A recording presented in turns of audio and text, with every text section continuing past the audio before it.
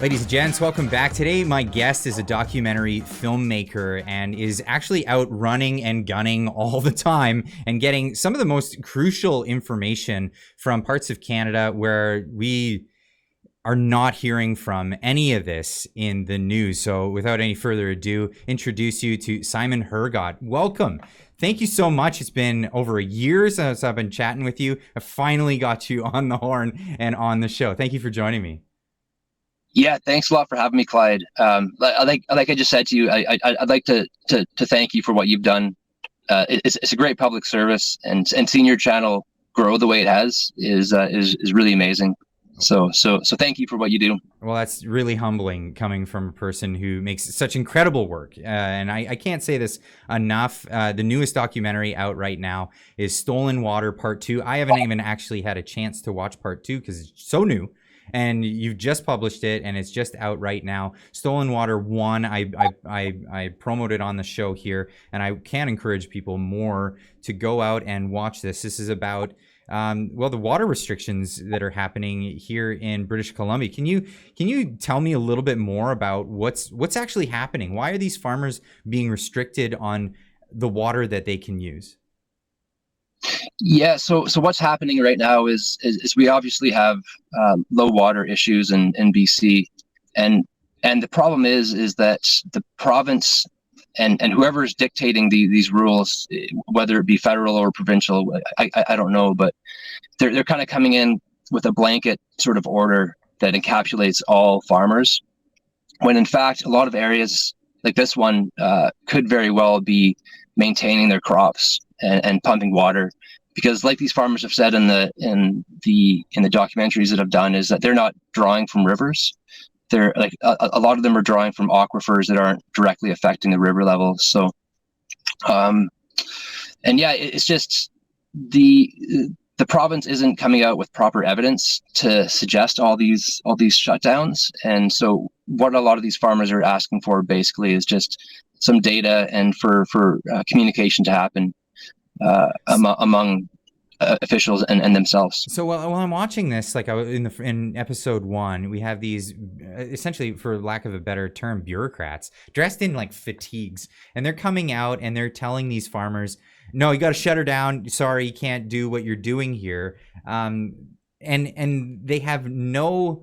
It seems like no regard for like the ins and outs of what the farmer's going through. So the farmers are being told, well, you don't talk to me anyway. I'm just the enforcer, like I'm just coming out to tell you what to do, not have a discussion with you. You can seek these other means, but the farmers are saying, we've tried to go through those channels and you won't speak to us.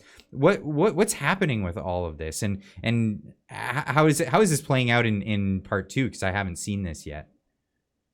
Yeah, so the farmers aren't getting any direct information from the people that are making these decisions, and they're forced to deal with these hired guns basically coming here who don't know a lot. They don't have expertise in aquifers, and they're enforcing these rules that are clearly like something is wrong with these rules, and it's causing a lot of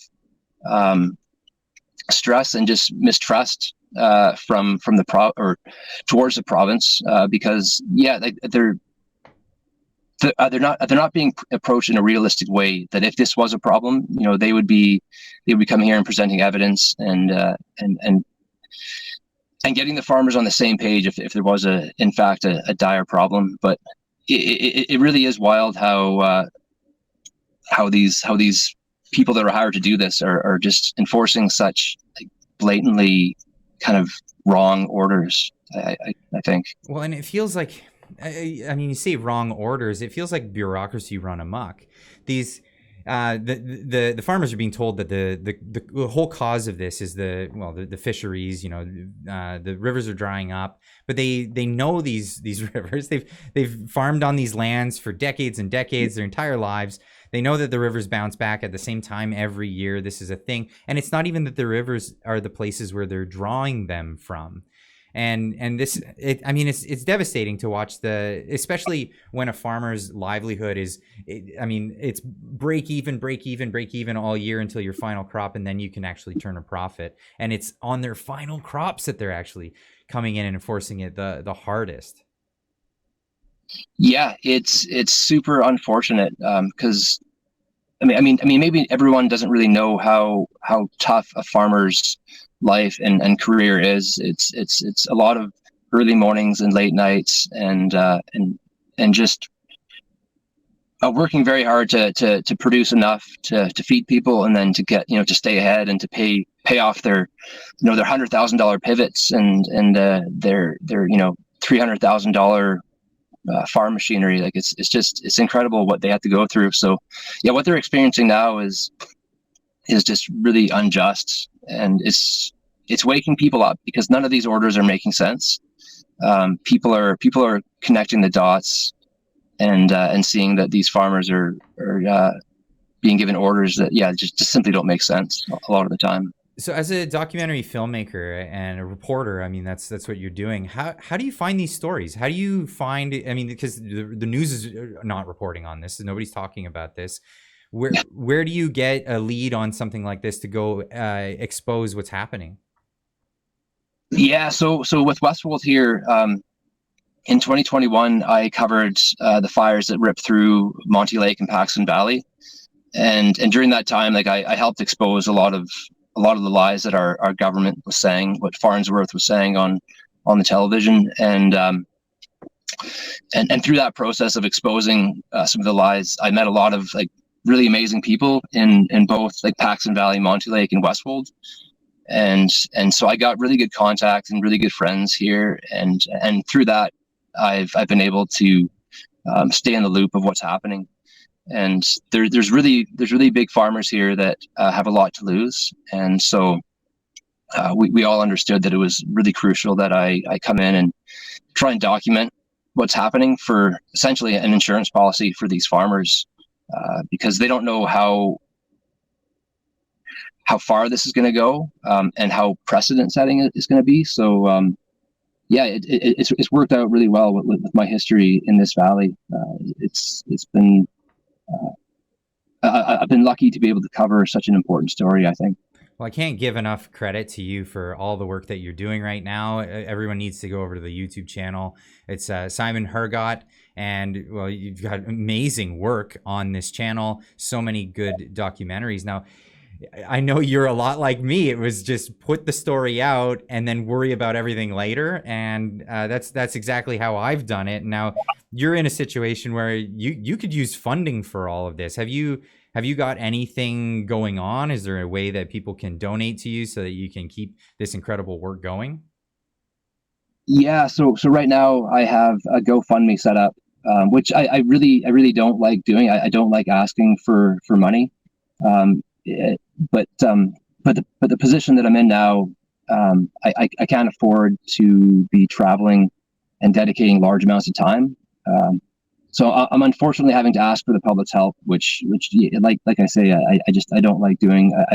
I'm fiercely independent, and having to rely on other people is never how I've been. But yeah, like if people want to help me out now, like it would go a long ways, because I'm still trying to produce some fire docs, and then trying to stay on top of these water issues. So it all starts to add up, and trying to find the time to do it all is difficult sometimes. I can't. And I don't know how you do it. I mean, and this is coming from someone who puts out content every single day. But what I put out in this studio. It's a controlled environment. Everything is right at my fingertips. You're out there every single day, and you're talking to people. You're arranging these meets, and you're taking the footage in times when the footage is there to be gotten. I mean, that takes not only know-how on when the situations might occur, but just a tremendous amount of work that goes into it. I mean, everything that you're doing is so appreciated. well, yeah, I mean it's not a lot different than what you do. Like you invest a lot of time, but it's just a different setting, and yeah, being in the right place at the right time is the important aspect of documentary filmmaking.